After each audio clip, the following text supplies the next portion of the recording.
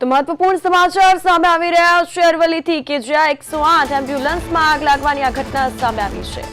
મોડાસાના રાણસૈયામાં આગ લાગી હોવાનો આ બનાવ અમદાવાદની ઓરેન્જ હોસ્પિટલની જે એમ્બ્યુલન્સ છે તેમાં આગ લાગી છે। આગ લાગતા ડોક્ટર, નર્સ અને નવજાત બાળકનું મોત થયું છે।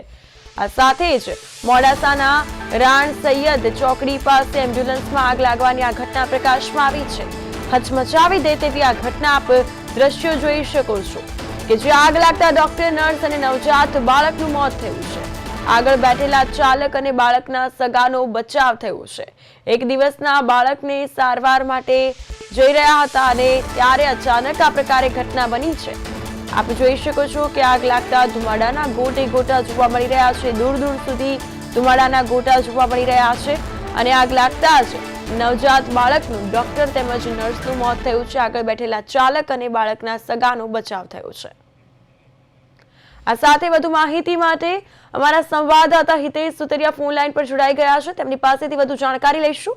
હિતેશ, અહીં જાણકારી પ્રાપ્ત થઈ છે કે મોડાસાના રાણસૈયદ ચોકડી પાસે એમ્બ્યુલન્સમાં આગ લાગી છે। ક્યારે આ ઘટના બની, શું છે સમગ્ર બનાવ?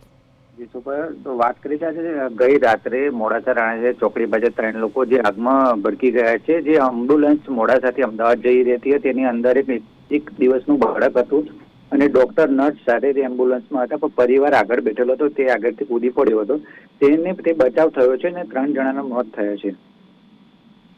બિલકુલ હિતેશ, આસપાસના લોકો ત્યાં ઘટના સ્થળે એકઠા થયા હતા। આસપાસના લોકો, ફાયર બ્રિગેડની ટીમ આવી પહોંચી, તેઓની કઈ પ્રતિક્રિયા સામે આવી છે?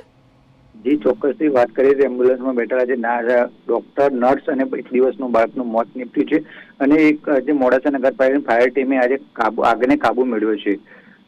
બિલકુલ, અચાનક આગ લાગવાની આ ઘટના કઈ રીતે બની, તેનું કોઈ કારણ?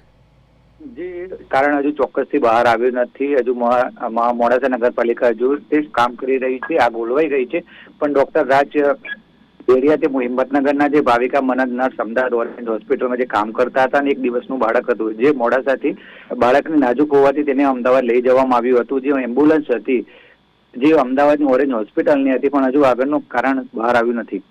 બિલકુલ, તો ડોક્ટર, નર્સ અને બાળકનું મોત થયું છે। પરિવારજનોમાં હાલ માતમનો માહોલ હશે, તેઓની કોઈ પ્રતિક્રિયા સામે આવી છે?